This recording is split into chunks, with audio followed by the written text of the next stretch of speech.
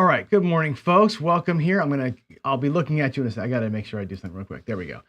I'm actually going to do some polling today, so I want to get I got to get the show up here on my browser. So, all right. So, good morning. Welcome to the daily paycheck. Good Lord, I'm so out of shape. I'm out of sorts today, big time. It's the coffee run with John. I actually forgot to get our show set up this morning, so I'm actually running like really behind. I never set up the live stream. I never set up the thumbnails. I did nothing this morning. So we are definitely running in a weird rhythm today, but so what? Here we are, good friends hanging out together. I'm going to want some help today because again, I didn't really prep last night for the show. So I'm going to wing it today a little bit. And I have a couple things I want to talk about with you, but really I want to kind of leave it to the group here. So if y'all got questions you want me to answer today, this would be a great day for some live Q&A. But we'll go to some of our regularly scheduled stuff and go around our table here. So what's brewing today is Friday night, we're going to have Kev the Carpenter with us for a trip around the table. Our first non-YouTuber coming in, right? And I've got a few more. Jen said she would do it with me. Ian said he would do it with me. So I've got a few more people that are not YouTubers going to come in and do it. Jacob is here. David, this is unacceptable. Jacob says, Jacob's going to do it with me one time too. I tell you, I'm like last night, I don't know what happened. Usually I prep for these shows and I did nothing last night, like nothing. And I'm like, oh shit, like literally 5 minutes to 8. I'm like, I don't have a thumbnail. I didn't do anything. So here we are. Anyway, I want to talk to you about a couple things. One is the shooters tournament that George from CY is running. I screwed up yesterday. I got to do a public mea culpa here. I hosted G-Dub last night. He did really good, but I sucked as the host. I actually lost track of the point. And when he came out with a 7, I closed the show and he was actually still on a shooter. We both missed it. Screwed him up a little bit, but it is what it is. I apologize to everybody for making the big mistake. It makes it awkward when we had to go back out and redo it again. So apologies there, but anyway, he did really good. He had an 18 roller, I think, to start out. So he's going to be fine as far as getting through. The daily paycheck, by the way, is doing all right. Does that scare you, Anthony, by the way? I know Anthony wants me to be his host, so he's scared now that I'm going to screw you up too. I will not be a cooler, I promise. I'll do as good as I can. Yeah, daily paycheck today. The Dallas Drawdown's working well. I hate to crow about it, but it's doing all right. It is a YOLO and it's hard to live with. So I'm going to spend some time today breaking that thing down in the bullshit, batshit, or oh shit mentality. We did come betting yesterday. Today I want to talk a little bit of DPC. I may go to my table and roll some just to kind of show you what I did this morning on that show for those of you who missed it, and just have a good old rolling the dice time if we can. Let's see, what else? I want to actually put a poll question up here. This came up the other day, so give me a second to type this in. I think if I do, I got to change who I am. Hold on. This will be super compelling TV for you. I'm going to change my username. Let's see. We're going to put a poll question up. And the poll question is going to be, I'm going to put a couple of them up today. So the first one's going to be, what does John believe in DI? Question mark. And the answers you're going to be able to choose from are 100% yes. It's going to be 100% no. It's going to be he rides the fence on it. Or it's going to be trying to figure it out. I want to know from you. There's the poll. I want to know from you in the live chat here. What do you think my views of DI are? I've talked pro, I've talked anti, I've talked what I'm doing, right? If you think there's something else there that I'm not covering with, you only get four things in the poll. Put a little like DI, John is dumb in the chat, and that will give me like your other answer. So if you think it's something else, put in the chat like that. Now I would just like to see what you think I think about it, okay? And then we're gonna do the same thing again with math. I'm going to see what you think I think about math. So think on that some while we move ahead. All right. So the Dallas Drawdown. Let's talk about the drawdown. We are in a good spot right now. Okay. We're 14-4. I told you this thing has to go, in my opinion, 16-4 for it to be considered a success. Okay. Why 16-4? Well, it's got to be an 80% winner. And what you expect it to be is an 83% winner, roughly, right? There's more complicated math than that, but we have said we're going to work the come out roll. Waylon actually, I give all the credit to Waylon. Waylon said he wants me to work the come out roll because if it's going to be a real YOLO, which this thing is, if you're just going to go out there with your $1,600 and say, I'm going all in, we're going to win or lose on that first roll, you may as well just work the come out. So we've been doing it. And so far, we've been okay. We've been okay so far. We have lost 4 come out 7s. And if you think about 20 days, 20 throws, what is 16.67% of 20? It's about 4, roughly, right? So we figure we're going to lose about 4 in 20 days. We're going to have a come out 7. We already had our 4. Like they came early for us. So we're going to have to survive the rest of the week to make this work. But if you can go 20 and 4, which is a little bit worse actually than 16%, 80% win rate, we're going to be okay with our ratios of wins to loss sizes. And you can see here we're at about a 24 or so percent profit rate. It's actually a little higher than that. This calculation here is kind of wrong. But we're about 27% profit over the course of time.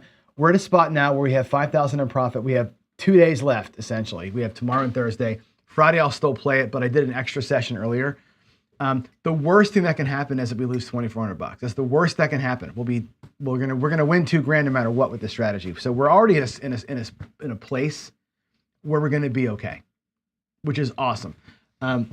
All you need to do, and I'm gonna say in air quotes, all you got to do, right, is have 1 or 2 less percentage points come out 7s. If I can get the come out 7s to be at 15% instead of 16.67%, God forbid if we can live in the lifetime variant that you're that little bit ahead, this strategy would be killer, right? You're just looking to move the needle a tiny bit.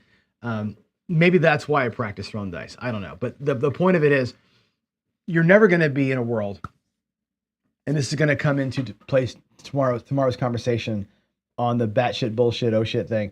The math says you're going to throw 1 out of 6 roughly come out 7s. 1 out of 6 of your come out throws will be 7s. That's what the math says. And it's true over the course of 1 billion rolls. But we're going to live in a world where we're going to throw 1,000 come outs. In 1,000 come outs, I don't expect 167 7s. I expect it to be 160 or 155, or maybe it's 177, whatever it is. You're going to be off the expected number by some degree. If you fall on the short side of that, a strategy like this that relies on working the come outs can actually, that little bit of a drop in percentage it becomes an advantage almost. I hate to say that word because I haven't done the math on it yet, but you know what I'm saying. If you can beat it by expectations and you're doing it in a very short window, it can work. I've got a good friend of mine, JB, you might know him, math wizard. He's helping me do some of the calculations on that because I want to make sure that I speak clearly on it. When I do speak about it, what does it look like if a strategy relies on working the come out and you work the come out and you're getting 15 instead of 16%? What does that change impact wise? I want to know the impact of law of big numbers versus the short windows that we actually play in. When you're on the right side of the variant, what does it look like? And I don't know how to do the math on that. So he's going to help me out with that. And we'll talk about that maybe tomorrow, maybe in a week or two. I want to make sure I speak clearly about it. But anyway, we're doing good. 14-4. Love it, right? 80%, almost 80% win rate. How great is that, right? And I've said this before, right? The daily paycheck is doing well to this point, right? We've got 1, 2, 3, 4, 5, 6, 7. Is that 7? 7 strategies we've played, 7 months worth of time. Now, again, it's been a slow grind. Early on, we were playing with $1,000 winning $100 a day, right? It took us a long time to build up. Now we're making $500 a day, and it's going to progress a little quicker. But yeah, we are, what does that say? 91-30, 75% win rate, okay, over the course of 7 months. Now you can say, I'm cheating because I'm in my garage with my table and my dice and it's a controlled environment. I will tell you this, it is 32 degrees up in that garage most of the time. It ain't 32 degrees in a casino. I'm playing at a disadvantage up there, damn it. But I'll challenge anybody to this. Not that I'm a great thrower or a great bettor or anything else, okay? And here is going to be the first question I've got. Is John full of shit or not? When we go the bullshit, batshit, whatever, right? Thinking about the daily paycheck, okay? I have maintained all the time, and I don't want to make this a firm statement, okay? So hear my words carefully. I believe that discipline is the key to this whole damn thing. I believe discipline is the key.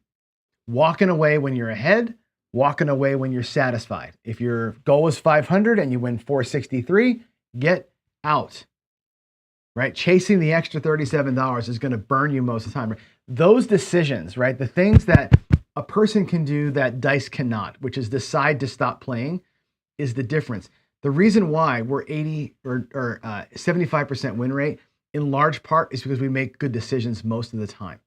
It's not because these strategies are awesome. They are good, but by and large, it's all about good decision making. It's getting a strategy that wins more often than it loses and making good calls when you get there, right? Jacob calls it out. The 678, 80% win rate. The red cross, which is basically a 678 to start, 85% win rate. Look at the 3-point Molly, 75% win rate. Didn't make a whole lot of money. The storm was terrible. We've had two strategies that are actually at 60%, right? We have one, let's see, the Dollar Ladders for 80% win, but I took too many losses there. 6, 7, 8, 90%. The Red Cross, 85%. We're doing good with some of these things, right? Now, some of them, different levels of enjoyment, for sure. I liked playing some. I didn't like playing others.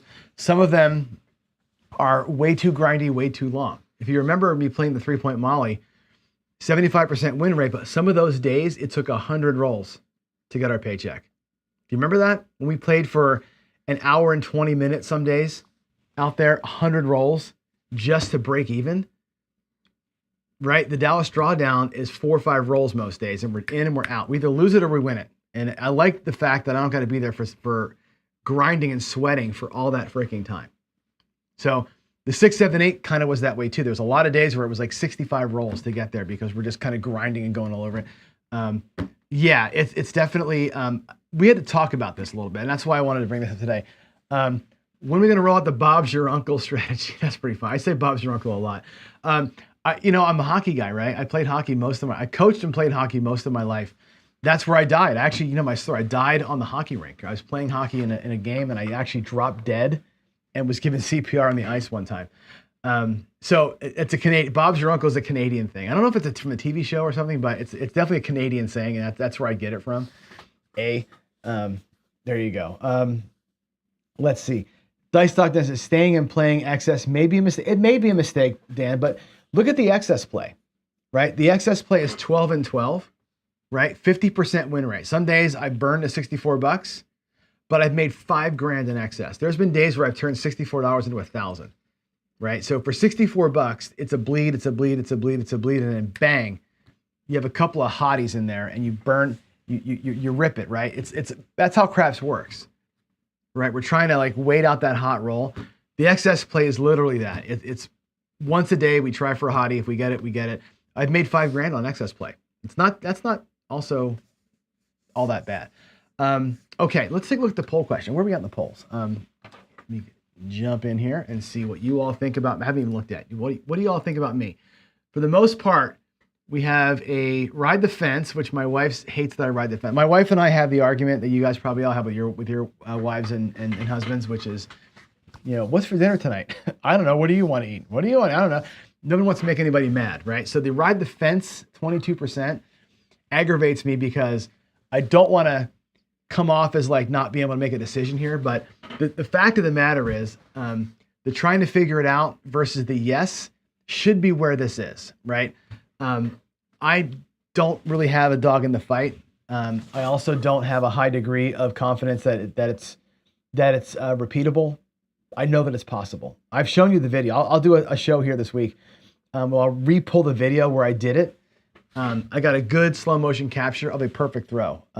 And so that, I wish I never would have saw that. I was telling JB this, and I wish I never would have got that one perfect shot off, because that one perfect shot is the reason why I have faith, right, in the physics, which is probably not the best. let's see. I'm gonna put a new poll out here. I'm actually gonna screen cap that. Command Shift 4 to screen cap that poll, and I'm gonna put a new one out there. And let me see this. Let's do a new poll. A new starting. Actually, I gotta stop the poll. Right? End the poll. Let's do a new one while we're talking here. A new poll. Start a poll, and we're gonna say. How do I word this one the best? I'm gonna ask you something about John's level of math versus degeneracy. I spelled that totally wrong. Degeneracy. Okay, so John is a math guy. Again, I'm talking about the way that he plays. John plays as a player. Okay, John is a math guy. Okay, second choice, John is a degenerate. Add option. John is very conservative. I'll say John is conservative. Not politically, although you know my answer to that question.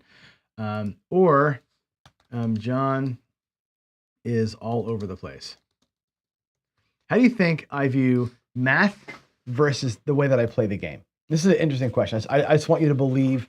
I want you to get into this one here with me because I have an interesting thought on this one. So let's see. Excess plays where the profit is made, says Jacob. That's a beautiful statement. It's true. No restrictions on it, right? You win your goal. Like today, we won. What did we win today? We won $625 or something, and I went $70 out there.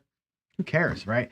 The only problem with the excess play, the way that I play it, is that I get one shot at it. I'm not playing like if that shooter happens to be the one, it's great. There it is. Jacob thinks I believe in DI, but not traditionally. I think you're right about that. There are elements of DI, of the DI landscape, elements of the way that people talk about. I'm going to go to the other screen here. That people talk about DI, and people that execute it that I think have no bearing in reality. There are parts of it that I am all in on, and I think there's a nuance to it, and that's why you can probably say I ride the fence a little bit. So there you go. Let's see. To me, the slow-mo that proved DI, yeah, it is. The slow-mo that I did proves that it's. Here's the thing. I pulled off one shot. Now that was a day, and I'll show the videos again here on Friday. I did a day, right, where I filmed slow motion, and I got about 45 shots, and it's a pain in the ass to get everything set up so you can see I got about 45 shots or so in, and I did it two ways. I actually shot three ways. I shot my chopper toss slow, the chopper toss fast, and a par toss. 45 shots all told. One of those chopper shots was perfection. One of them out of all the 45. Probably out of about 30 chopper throws, one of them was awesome. And I looked at that and I went, wow. And I was trying to film, not throw better, right? I'm like, I can see where it's possible to get this done. Now, again, that may have been complete luck, but it shows you that the physics of what I'm trying to do with that throw can work given the right conditions. The question is always, can I make the right conditions happen? Can I actually do that again? I don't know, right? If I can do it 1 out of 100 times, is it worth it? Is 1 out of 100 going to do anything for me? Probably not, right?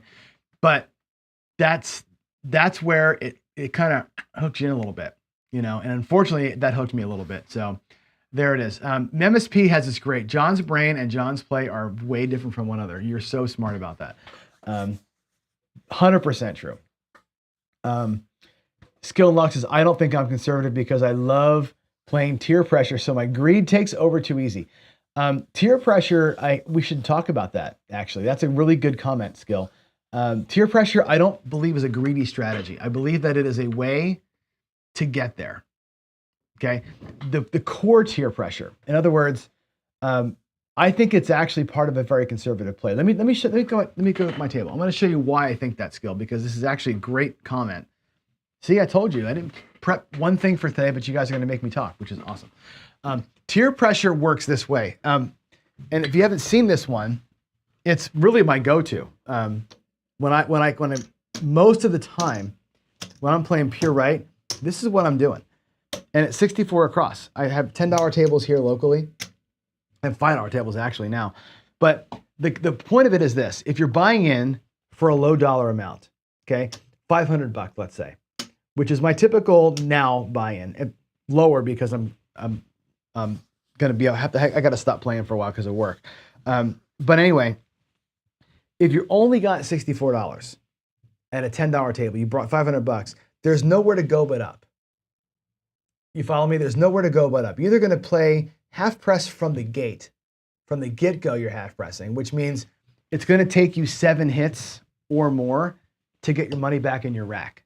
It's way too long. If you're going to half press these numbers from the get-go, you can't make any money. You're going to need to have a 10 roller just to get profit. That's lunacy to make that work. Again, if you're going to go out at your base lowest minimum, you have to come up to come down, right? So the tier pressure way of playing, it does take 3 or 4 hits to do it. It's a full press, right? The 9 pays, 15 for 1, right? You're going to have to go to $25. I got to go to the 5. I got to take the 5 to $25. I hit a 10, or let's say that here we have a repeater for $35. I'm out, right? Tier pressure is 4 hits, full press, or 1 number repeats. And in this situation, if I break this down and go back to 64 across, what I've got is my $65 back in the rack, right, on that win. So it's a full press, full press, full press out kind of a thing. And I'm back down again, and I'm playing here, looking to then start half pressing and bring back money. Once I get here, half pressing makes sense.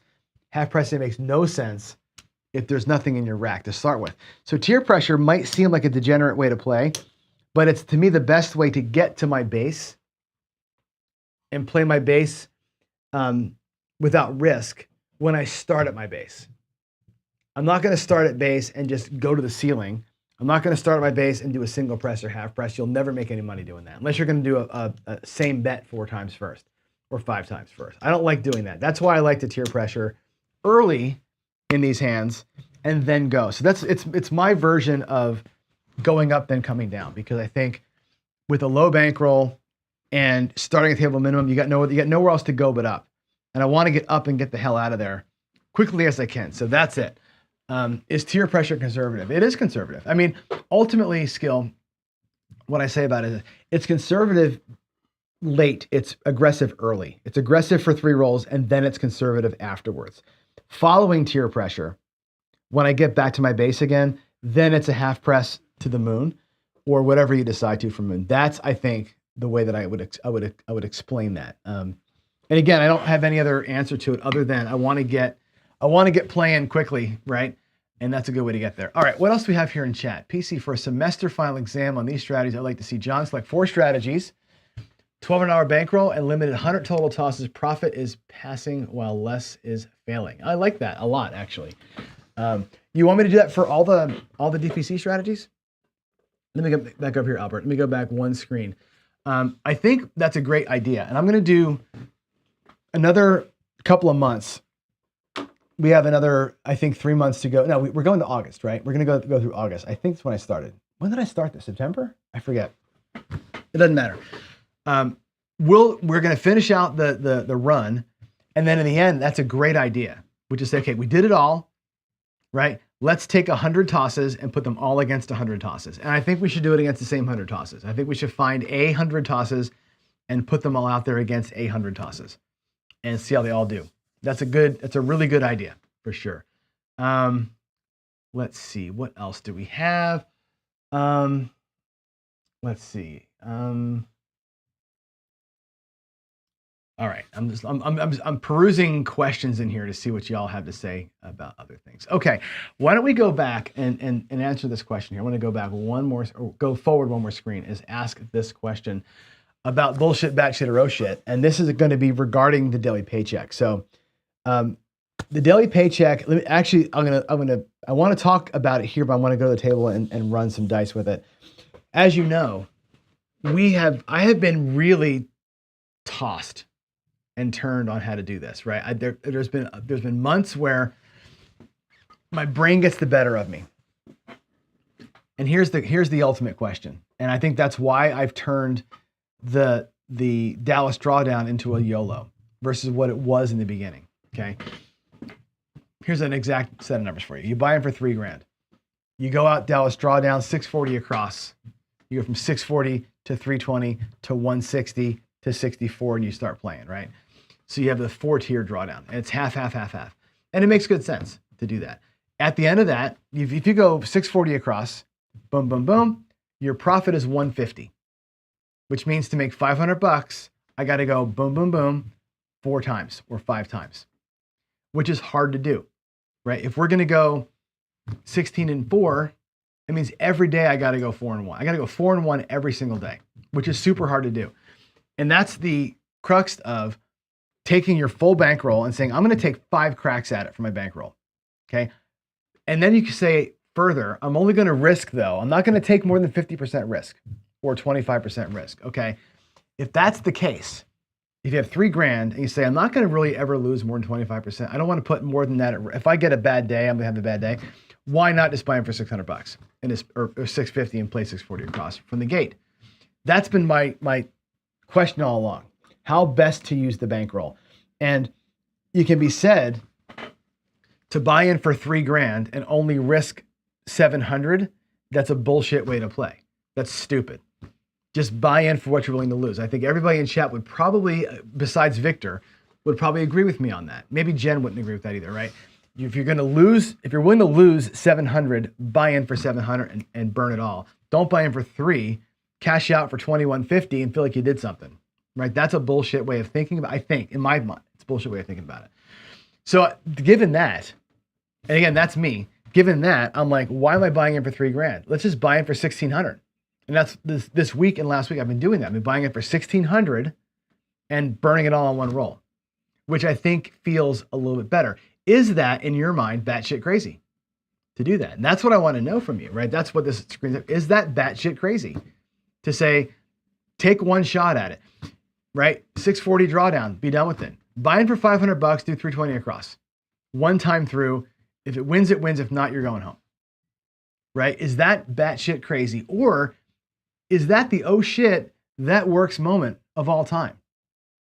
Does it just alleviate all the pressure and to say, that's just what it's going to be today, right? Like not having to grind through 10 shooters worth of dough, you know? Because when you grind 10 shooters worth of dough, you end up with, you're down 450 and you're betting 60 bucks at a freaking time. You're never going to make the 450 back. How many times have you been down 450 and barely scraped back to, down 100?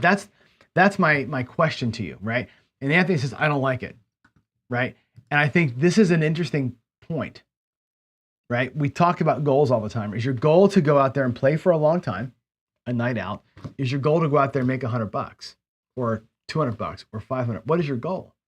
If the goal is make X, is it batshit crazy to just go out and make X as fast as you can? And some days it's your day and some days it's not. You know what I mean? You're fighting that 7 or you're fighting whatever number you're fighting. Do you want to fight that number once, twice, or 35 times? And I think that's the just food for thought for everybody. Just, I don't want an answer. We don't have to have a firm answer on it, but think through that. The notion of bringing enough money for 10 shooters means you're going to probably lose 3, 4, or 5 of those along the way. Now you got 5 shooters of money left, half of your bankroll left to make it all back. Playing for a miracle. It's very interesting, right? Waylon plays a whole different way. Waylon's way is not YOLO. It's not enough money for 10 shooters. It's enough money to ladder up the losses to recover as he goes and rebuild and restack and rebuild. It's a different way of mindset, using his bankroll a different way. Guys who play the negative progressions use their bankroll in a whole different way than folks who play either the YOLO style or the enough money for 10 shooter style. And I think that there's so many different ways to consider all this. And that's why I put it out there for you. Just think about it. Think about your mindset. What will your brain let you do? Right? And C. Sherman, that's fine if you're 10 minutes away, for sure. If you're going to the casino, just to follow your point here, if you're going to the casino for the purposes of building a bankroll, I'm going with $1,000 to win a couple $100 so that the next time I go, I can buy in for 1,200 so I can win, $250. So next time I can go with $1,450. If you're going to build a bankroll, you're going a couple times a week, whatever it is, in and out. If you're going every Friday with a bunch of friends as a group to go play for a while, then no, I don't think you go in there and YOLO it. Right. I think there's a goal set there for sure. So let's see. What are we saying here? My wife worked at a cemetery. Like, you're not a good idea to YOLO. Exactly right. That is pretty funny. And if you got that kind of money, nothing wrong with it. Never take money you can't afford. 100%. This is coming out of the 401g account, right? It's all 401g money that I'm talking about. But again, it's how you use the money. And it's like, it's there to be used. And what's the best way to use it? And again, if you're trying to build bankroll, I don't think that grinding through and putting it at risk for a long, long time is the best way. If you're going out there to play for a while, then maybe it is. So I'm just thinking about turning that dial a little bit in different ways, right? Turn the dial. Again, losing 10 times versus losing $10 10 times is the same as losing $100 one time. It's no different. It's just your experience is different. And what experience do you want to have? I think that's what I'm getting to.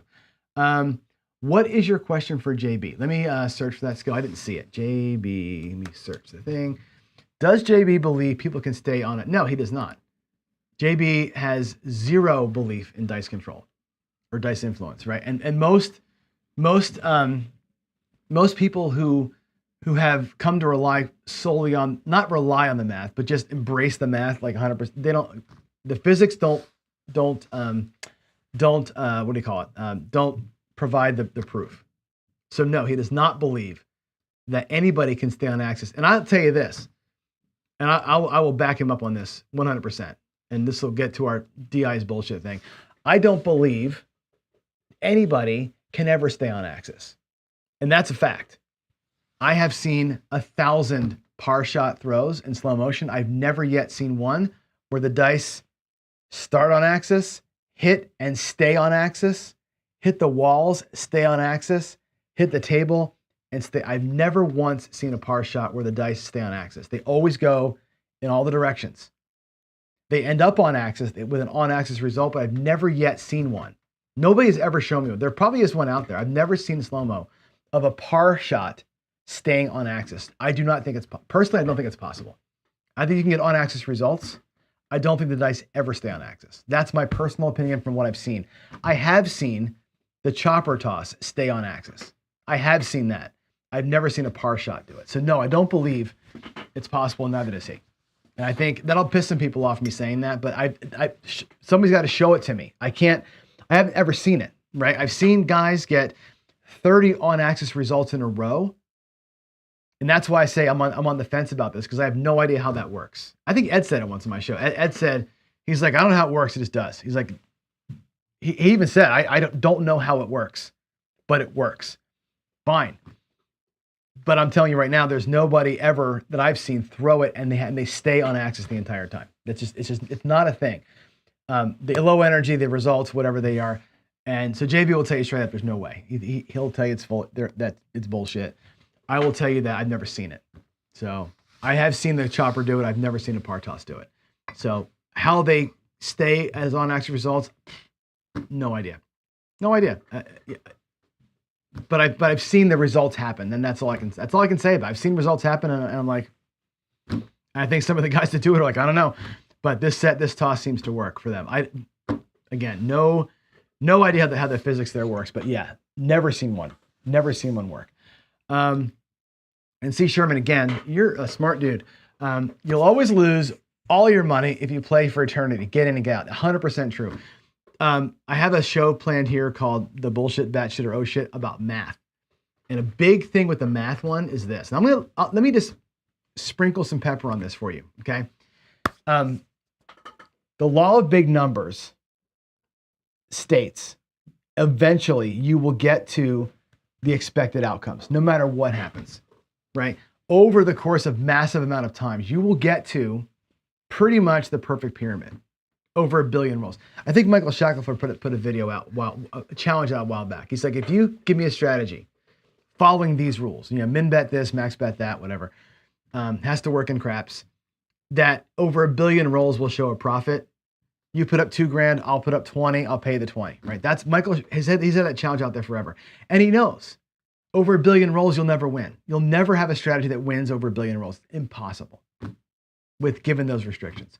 But I would fight back and say, let me put a strategy out there that over 1,000 rolls and 1 million trials will win 65 or 70 or 80% of the 1,000 rolls. It'll win more often than not in 1,000 roll segments, but not over the whole time. Because we play in these short little windows. And again, I got JB working with me on math to sort of talk through some of that. Like, what does it mean to say that, you know, we're never going to see 1 billion. You might in your lifetime see 10,000. I mean, if you're seeing 100 rolls on average per session and you're going twice a week, that's 1,000 rolls. That's 1,000 rolls. That's 2,000 rolls a year. If you're going twice a week and seeing 100 rolls, you're not seeing enough rolls to ever get law of big numbers coalescence. You're always going to be in a variant. What does that mean for you? And I want to get to some numbers behind that. So yeah, you're right. You'll lose for sure. Have I ran a p-value? Not me on mine. I can. My roll tracker doesn't put that in there. We've done the chi-square testing, the chi-square testing before, but the app that we have doesn't handle 6,000 rolls. So I just got to put I got to put the money or the time into my roll tracker to get it to you. G-Dub, also one guarantee: stay long enough and you will lose, no question. That's why I'm more of the get in and get out guy anymore. And if I'm there for a long run with buddies, it might just become bets with no odds. I mean, just to sit there and have a time. All right, I think that's all of it. Yeah, the pyramid will form. Do y'all ever see I forget what the thing is called. It's like a little wooden thing, and it's got like 5,000 marbles in it. And you turn it upside down, you turn it back over, and every single time it forms a perfect pyramid, no matter what. All 5,000 marbles always become a perfect pyramid. But if you only turn it halfway over and like a third of the marbles come out, the pyramid's jacked up. It's interesting. I should buy one. It's like $100. I'll buy one and show it to you. It's actually pretty cool. Let's see. Anything else we got to talk about? We got PCs. I want to make sure I didn't miss anything, because you guys are actually asking great questions today. Let's see. Make a new poll. Is tier pressure conservative? Let's see. Mark the points on the pyramid video of odds of dice coming. Oh, cool. Good. The more of that, the better, for sure. How'd this poll work out, by the way? John is a math guy. It's funny. Nobody thinks I'm a degenerate. I thank you for that. I'm glad nobody thinks I'm a degen, which is good. And you're running the gamut between about a third. I am conservative. I'm all over the place. Or I'm a math guy, which is cool. I think I am a math guy in terms of I know and understand the math. But I'm not a math guy in terms of I don't play in ways where the math dictates how I play. And I think a lot of people do. I think a lot of people just say, the math says, therefore I will. And I'm not that kind of person. I think some people are, and that's fine. I don't do that. I have ways that I enjoy playing that more often than not get me where I want to be. And that's it. Good. Thanks for the input and the feedback there. Appreciate that. I don't think I have anything else for you. Anything else in the DI stuff that you wanted to say? It looks like I don't see anything else. Okay, good. Well, we have made it. Day 45. I got to get to my actual Dan. Well, here's the thing. The reason why I'm not a degen, I think that people don't think I am, Dan, honestly, is because I don't go out there. Let's take the example I just gave you, the tier pressure strategy. If I went out there with $64 and that's all I did was go press, and just kept tier pressuring it forever, degen.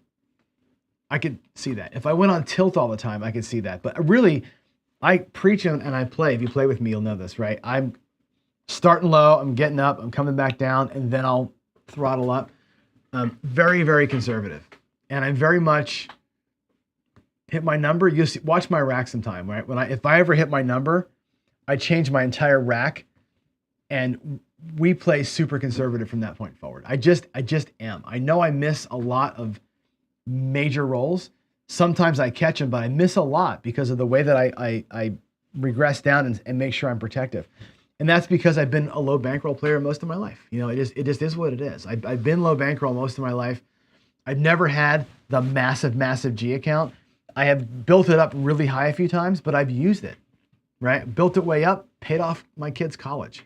Build it way up, and right now, when I'm about to lose my job, that's going to be paying the mortgage for a while. Like, there's reasons why I am conservative, and I think I'll wear that as a badge of honor. It's okay. I'm good with that. I am conservative. Let's see. Cashier's Cage says, wrong. Dice do not start and end up on the same axis. They only stay on axis from start to finish. That's right. That's what I said earlier. Hope you heard me say that. They only stay on. I've never once seen a par toss stay on axis. I've never once seen it. I've never seen the slow mo of a traditional backspin toss staying on axis. I've seen on axis results, obviously, but I've never seen the dice maintain that. I have seen the chopper, spin, or toss stay on axis through the entire thing. I've seen them stay on the same horizontal spin, deck, pyramid, deck, and stop, and never lose the axis. I've seen that. If I could do it 2-3% of the time, that'd be a miracle. I don't even think I can do it that often. I think 1% is where I currently am at. That's why I say it's cool that the physics work. It's not so cool that I can never make them work, right? And that's kind of where I'm like, rah, with this whole thing. All right, let's get out of here, guys. I'm gonna run. I'm gonna run to work and try and make some money. Y'all have a great day. Thanks for putting up with me on a day where I was not prepped to talk. I did not do my show prep. Today, I will do my show prep for tomorrow. So we'll have a better show tomorrow. But it's always fun just talking to y'all and hanging out and doing our thing. So, all right. I'm out of here, guys. Have a good one. God bless all of y'all. And I'll see you tomorrow. Bye.